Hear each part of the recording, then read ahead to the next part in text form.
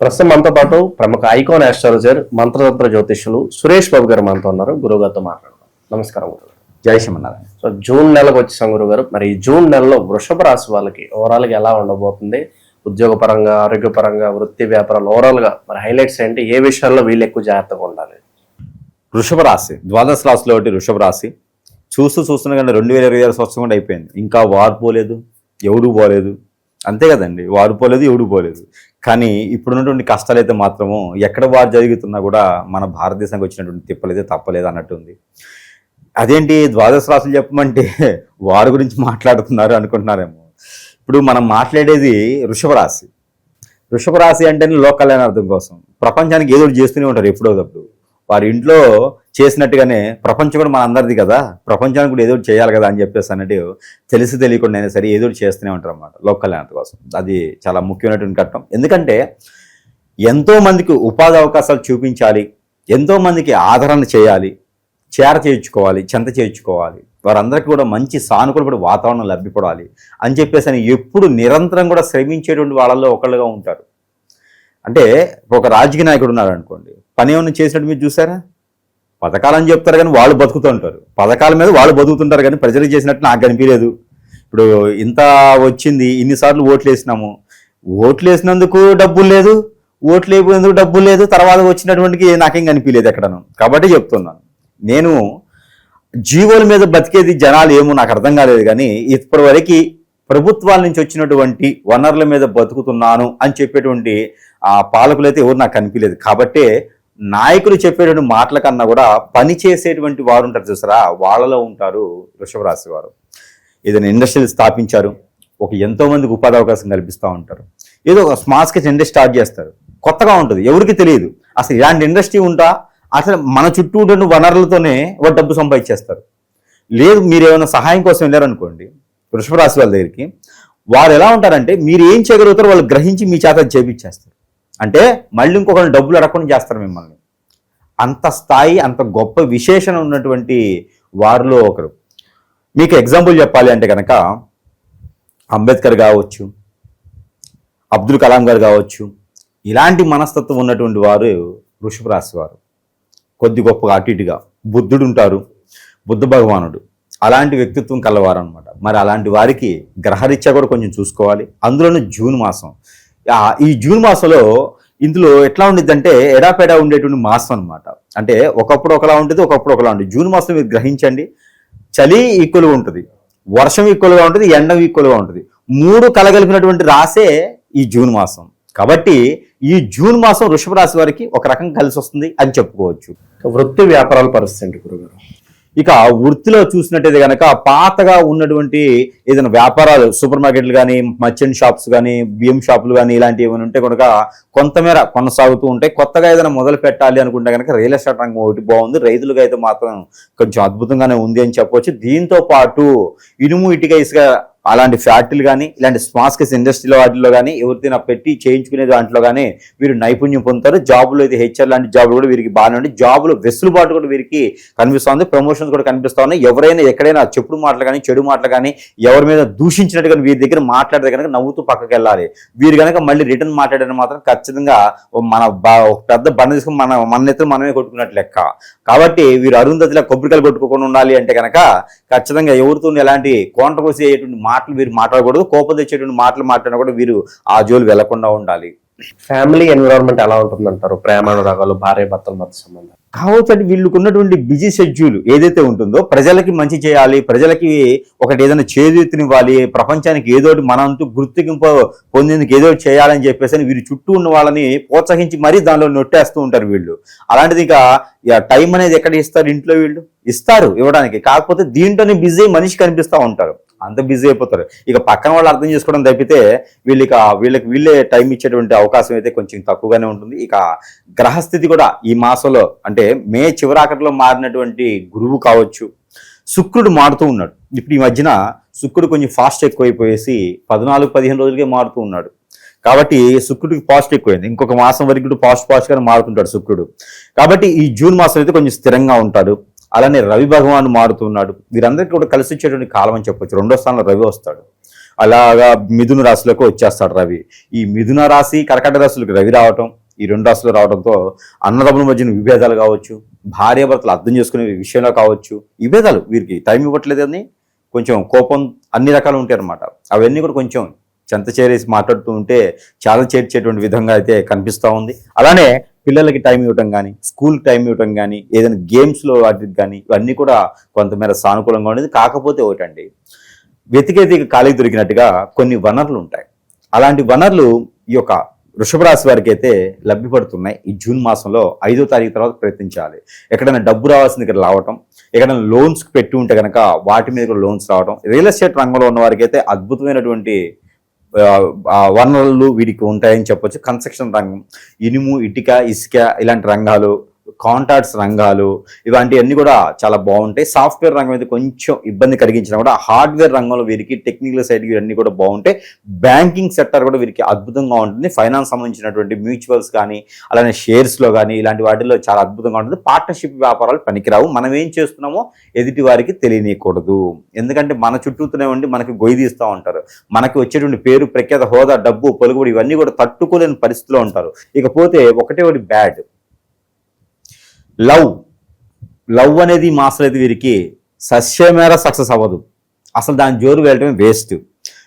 ఇంతకుముందు పాత లవ్ ఉంది, పెళ్లి చేసుకున్నా కూడా తుమ్మితే కూడా ముక్కులా ఉంటుంది. అయ్యో పలకరిస్తే వెళ్ళిపోతాడేమో అనే భయంతో బ్రతికేటువంటి లవ్ తప్పితే బాధ్యత కూడినటువంటి లవ్ అయితే లేదు. స్వచ్ఛమైన లవ్ అయితే వీరు చూడలేరు ఇక్కడ వేరే వాళ్ళ దగ్గర. అలానే తల్లి ప్రేమ కావచ్చు, తండ్రి ప్రేమ కావచ్చు, తాతయ్య ప్రేమ కావచ్చు, మామూలు ప్రేమ కావచ్చు, ఇవంతా కూడా చాలా అద్భుతంగా ఉంటుంది. ఈ మాసంలో ఎన్నో రకాలైనటువంటి ప్రేమ, అభిమాన, ఆప్యాయతలు అన్ని కూడా చవి చూస్తుంటారు వీరు.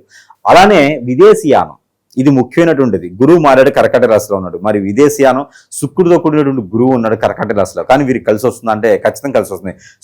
సోదరీమణుల సహాయ సత్కారంతో వీరు ఖచ్చితంగా విదేశాలకు వెళ్ళేదానికి తొలి అడుగైతే వేయొచ్చు అని చెప్పొచ్చు. పాత బంగారం కానీ, పాత ఆస్తులు కానీ వచ్చేటువంటి అవకాశం ఉంది 20వ తారీఖు లోపు. జూన్ 20వ తారీఖు లోపు వీరికి ప్రయత్నం చేస్తే ఖచ్చితంగా వస్తుంది. అలానే ఏదైనా ఉన్న దగ్గరే వ్యాపారం చేసుకోవాలంటే రియల్ ఎస్టేట్ రంగం వీరికి అద్భుతంగా ఉంటుంది. కాబట్టి అలాంటి ప్రయత్నం చేయొచ్చు. ఇక వీరికి ఆరోగ్య సమస్య వీరికి చూసినట్టయితే కనుక 1 సైడ్ హెడేక్, సైనస్, గందులు సంబంధించిన థైరాయిడ్ లాంటివి వీటికైతే బాగా కనిపిస్తూ ఉన్నాయి. శని భగవాన్ కొంచెం అశుభ దృష్టి అయితే కనబడుతూ ఉంది. 11వ స్థానం ఉన్నాడు కాబట్టి 11వ స్థానం ఉన్నటువంటి శని భగవాన్ ఉన్నాడు కాబట్టి కొంచెం మోకాలు నొప్పులు, మోచేతుల నొప్పులు, నరదిష్టి ప్రభావం ఎక్కువ కనిపించడం లాంటివి కూడా ఎక్కువ కనబడుతూ ఉంటాయి. కాబట్టి కొంచెం జాగ్రత్తగా అయితే వహించుకోవాలి. ఈ నెల ఇక చివరగా వీళ్ళకి ఏదన్నా టర్నింగ్ పాయింట్ ఉందా అంటే ఎప్పటి నుంచో ఎదురు చూస్తూ ఆ పరిస్థితులు ఈ మాసం కల్పిస్తే అంటే ఏం చెప్తారు? ఏమైనా టర్నింగ్ పాయింట్ ఏమైనా ఉందా? ఖచ్చితంగా ఉందండి. విదేశీయానం వీరికి ఎప్పటి నుంచో ఎదురు చూసినటువంటి వారు, సోదరిమణులు అనుకోరు, వీరు అసలు ఎక్స్పెక్ట్ చేయరు. సరే మేము ఉన్నాంలే అని తోడుగా చేయూతనిచ్చేసి ఈ భుజం చేసి వెనక్కి గట్టిగా నెట్టేస్తారు. పోతే ఫ్లైట్ ఎక్కుతాడు, లేకపోతే ఫ్లైట్ కింద. ఇక ఆ టైప్లో వీళ్ళని నెట్టేసేలా ఉంది. కాబట్టి జాగ్రత్తగా ఎవరైతే సహాయం చేస్తున్నారో వాళ్ళకి మళ్ళీ ఏది మాట ఇవ్వకుండా విదేశాలకు వెళ్ళి ఎంతైతే సహాయం చేస్తారో అంత పంపించాలి. లేకపోతే వీళ్ళ మీద ఎక్స్పెక్టేషన్ ఎక్కువైంది, వీళ్ళతో వ్యాపారం చేస్తారు వాళ్ళు. కాబట్టి చాలా జాగ్రత్తగా చేసుకుంటే బాగుంటుంది. ఉమ్మడి ఆస్తులు వీళ్ళు కలిసి వచ్చి కాబట్టి ఇక్కడ టర్నింగ్ పాయింట్ అని చెప్పొచ్చు. లవ్ ఒకటైతే సక్సెస్ అవ్వదు. వీళ్ళకి ఏదైనా మ్యారేజ్ చేసుకునే వాళ్ళు ఉన్నారు అంటే కనుక మన అబ్బాయి మన అమ్మాయి అనిపించుకోదు. దక్షిణ వైపుగా వచ్చేటువంటి అమ్మాయి సంబంధం, అలానే తూర్పు వైపుగా వచ్చేటువంటి అబ్బాయి సంబంధం అయితే వీరికి ఖచ్చితంగా దొరుకుతుందని చెప్పొచ్చు. వీరు డబ్బు కోసం పాకులాడుతున్న వారైతే కనుక, డబ్బు కోసం ఎదురు చూసేవారైతే కనుక దక్షిణామూర్తికి వీరు ఏదైనా అభిషేకం చేసుకోవడమా, అర్చన చేసుకోవడమా, లేకపోతే కనుక అక్కడ పూజించుకోవడమా, హోమం చేసుకోవడమా చేస్తే కనుక అద్భుతం కలిసి వస్తుంది. అలానే కనుక వీరికి ఈ యొక్క సుబ్రహ్మణ్య స్వామి దగ్గర ఉప్పు దీపం పెట్టినట్టయితే వీరికి ఆర్థిక స్థితిగతి కూడా మెరుగవుతాయి. ఇది ఆర్థికంగా బాగాలేనటువంటి వృషభ రాశి వారికి మాత్రమే ఈ యొక్క పరిహారం.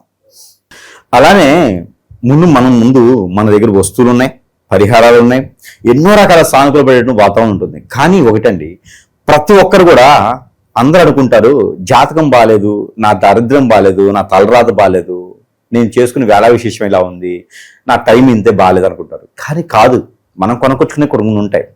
మనము మంచితనంతో ఉంటాం, ఎదుటి వాళ్ళకి సహాయం చేయాలని ఉంటాం, మనం సంపాదించుకుంటూ ఉంటాం, మన రూపాయి మనం తింటూ ఉంటాం, మన కుటుంబాన్ని, మన సభ్యుల్ని ప్రేమగా, అభిమానంతో, బాధ్యతగా చూసుకుంటాం. ఇది నచ్చని కొంతమంది మానవ గ్రహాలు ఉంటారు, మూర్ఖత్వంగా ఉంటారు. వీరు ఎదక్కూడదని వ్యసనం, కుళ్ళు, రంది, కుతంత్రాలతో వీరి మీద దండెత్తేసి హిప్నాటిజం, బ్లాక్ మ్యాజిక్, వశీకరణ, భాగముఖి, భానుమతి, యక్షిని, ధూమావతి, రూపావతి, స్పిరిట్ మందు పెట్టడం, ఇలాంటి ఎన్నో రకాల క్రియలు చేయించి జీవితాన్ని బొగ్గుపాలు చేసి ఒక ఆడపిల్లని తీసుకెళ్లి మానభంగం చేస్తూ ఉంటారు. ఒక అబ్బాయిని వారు ఎన్నో రకాలుగా ఇబ్బంది పడి పంచి పోషిస్తుంటారు తల్లిదండ్రులు. ఒకరే బాబు ఉంటారు, ఒకరే పాప ఉంటుంది. వాళ్ళందరినీ కూడా రోడ్డు మీద పడేస్తూ ఉంటారు. నేను ప్రేమిస్తున్నా అని చెప్పి లవ్ జిహాద్ అని చెప్పేసి ఎంతో మంది ఏదిస్తూ ఉన్నారు. ఇలాంటివన్నీ కూడా జాతకాల్లో ఉండవండి. ఇలాంటివన్నీ కూడా మనం ఎక్కడ రాసి ఉండవు, జాతకాల్లో ఉండవు. ఇవన్నీ పరిస్థితులు అనుకూలించలేనప్పుడు, మనము ఎదుటి వారి దృష్టికి వెళ్ళినప్పుడు మనము వారిని లోకుగా చూసుకొని వీరు ఉంటే చాలు అని మన పర్సనల్ విషయాలు చెప్తూ ఉంటాం. అలా చెప్పినప్పుడు మన వీక్నెస్ పాయింట్లు వాళ్ళకి అర్థమవుతాయి. దాని మీద వారు దండెత్తేసి ఈ రోజుల్లో అండి ఈజీగా మనీ రావాలని చూస్తున్నారు, ఈజీగా వాడి వదిలేయాలని చూస్తూ ఉన్నారు. కాబట్టి ప్రతి ఒక్కరు గ్రహించండి, తల్లిదండ్రులు గ్రహించండి, పెద్దలు గ్రహించండి, పిల్లలు కానీ ఫ్రెండ్స్ కానీ అందరూ గ్రహించుకుంటూ మన వాళ్ళంటూ మనల్ని నమ్ముకొని మన దగ్గరికి వచ్చారు అంటే మన భార్యాభర్తలు కావచ్చండి. ఈ రోజుల్లో రాసులతో సంబంధం లేకుండా, నక్షత్రాలతో సంబంధం లేకుండా భార్యాభర్తలు ఈ రోజున ఎంతో మంది దీవెలు ఇచ్చినటువంటి భార్యాభర్తలు 7 తరాల పాటు బాగుండాలనుకుని వారు ఎవడో వస్తాడు, ఎవరితో వస్తుంది, ముగ్గురు కన్నేస్తారు. వారి మీద కన్నేసేసి లాగేస్తూ ఉంటారు. వాళ్ళ భర్తని తీసుకెళ్లిపోతూ ఉంటారు, భార్యని తీసుకెళ్లిపోతూ ఉంటారు. వీరి బతుకు జీవితం ఏం కావాలండి? నమ్ముకొని వచ్చినటువంటి పరిస్థితులు ఉన్నాయి. వీరందరూ కూడా తస్మా జాగ్రత్తగా ఉండండి, పర్సనల్ విషయాలు షేర్ చేసుకోవద్దు. దీంతో పాటు మనము చేయగలిగినటువంటిది ఏమీ లేదు. అలా ఏమైనా జరిగితే గనక మీకు సిమ్టమ్స్ తెలుస్తాయి.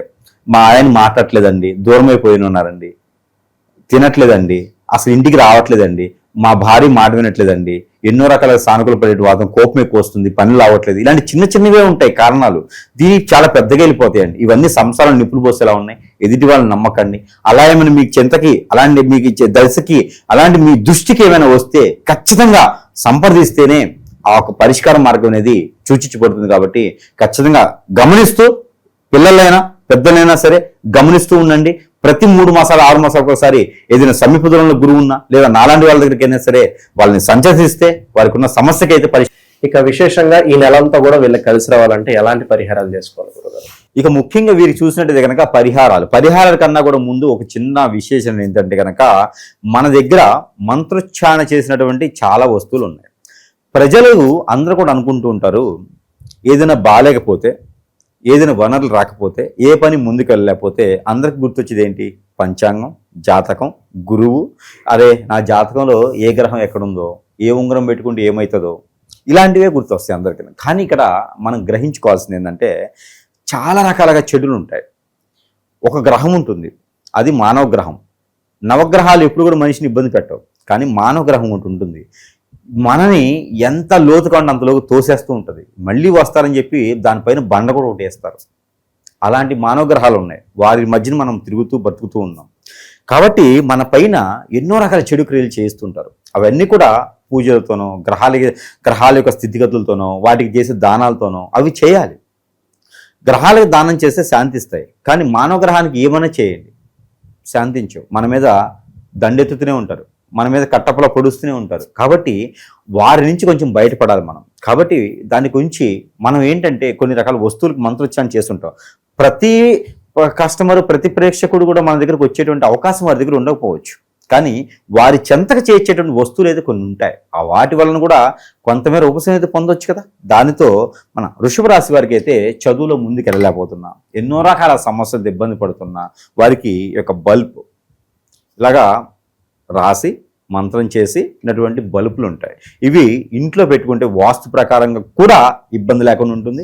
అలానే మనకి ఎక్కడైనా పెట్టుకోవచ్చు, పూజా మందిరంలో పెట్టుకోవచ్చు, బెడ్రూమ్లో పెట్టుకోవచ్చు, అలానే స్టడీ రూమ్లో పెట్టుకోవచ్చు, ఎక్కడైనా పెట్టుకోవచ్చు. పిల్లలకి అయితే కనుక మైండ్ పరంగా, బుద్ధి పరంగా అన్నీ కూడా నాలెడ్జ్ ఇంప్రూవ్ అవుతాయి. మొద్దుబారిన మైండ్ సైతం కూడా చురుకుతనంతో వచ్చేస్తుంటారు. కాబట్టి ఈ యొక్క బల్బుని కనుక వారి ఇంట్లో ఉంచుకోవాలని నా ఒక ఆకాంక్ష. అలానే ఏదన్నా ఇలాంటి దెయ్యాలు పూతలు పెట్టకుండా హిప్నాటిజం బ్లాక్మెయిల్ చేయించి, అష్టదిబ్బని చేయించి మన మీద ఏ చెడు క్రియ జయిస్తుంటారో మనకు పనులు అవ్వవు. అలాంటి వారికి సెంటు ఇది అప్లై చేసుకుంటే మనం అనుకున్న పనులు ముందుకెళ్లేదానికి, కోర్టులో విషయాలు బయటకు వచ్చేదానికి, భార్యాభర్తల మధ్య దూరం పెదకుండా తగ్గించేదానికి, అలాంటి లోన్స్ ఏమైనా పెట్టుంటే అవి కూడా బాధపడేదానికి ఇలాంటిది బాగా పనిచేస్తుంది. కాబట్టి వారు ఇలాంటి వాటిని పెట్టుకోవచ్చు. ఇంకా కూడా వారి యొక్క సమస్యను బట్టి పరిష్కారం అయితే మన దగ్గర లభ్యపడుతుంది. దీనితో పాటు దేవుని అనుగ్రహం కూడా ఖచ్చితంగా కావాలి. కాబట్టి వీరేంటంటే ఎక్కడైనా ఆలయంలో దుర్గామాత కానీ లలితమ్మ వారు ఉంటే పొట్టు వస్త్రాలు సమర్పించుకోవాలి. 2 రకాల ఫ్రూట్స్, గాజులు అన్నీ కూడా సమర్పించుకోవాలి. ఏదైనా ఒక మంగళవారం కానీ, ఆదివారం కానీ, శుక్రవారం కానీ సమర్పించుకొని అక్కడ అక్కడ మనకి దీపం ఉంటుంది, మట్టి ప్రమిదలో 2 ఒత్తులేసి కోకోనట్ ఆయిల్తో దీపం పెట్టాలి. కోరిక కొంగు బంగారం అయ్యేటువంటి అవకాశాలు మెండుగా కనిపిస్తూ ఉంటే మనమే శత్రు భయం లేకుండా ఉంటుంది. ఇంకా మనల్ని ఏదిస్తున్నారు, శత్రువులు ఉన్నారు, నాకు అర్థం కావట్లేదు అంటే ఒకటి మర్రి చెట్టు ఉంటుంది. ఆ మర్రి చెట్టు కానీ లేదా ఇది మనకి రావి చెట్టు కానీ ఉంటుంది. గురువారం రోజున 4 తర్వాత 6 లోపు అలానే అక్కడ చుట్టూతా ఒక 2 లీటర్ల నీళ్లు పోయాలి. చెట్టు పాదిలో 2 లీటర్ల నీళ్లు పోసేసి అక్కడ దీపారాధన చేసి ఎవరైతే మీకు శత్రువులు అనిపిస్తున్నారో వారి పేరు రాయాలి. రెడ్డింగ్ పెన్తో రాసేసి ఆ పేపర్ని 4 మడతలు వేసి ఆ దీపారాధన కింద పెట్టాలి.